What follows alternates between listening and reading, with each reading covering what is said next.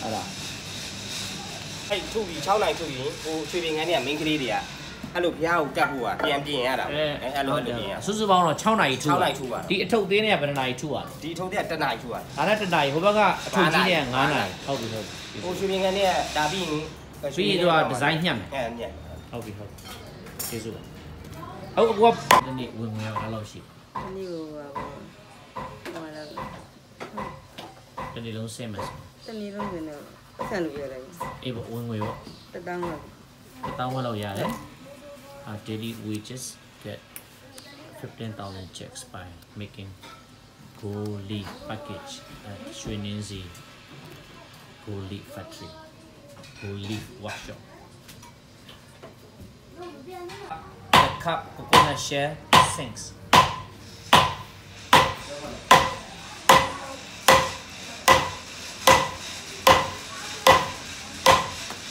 ဆိုတော့မျိုးစီရော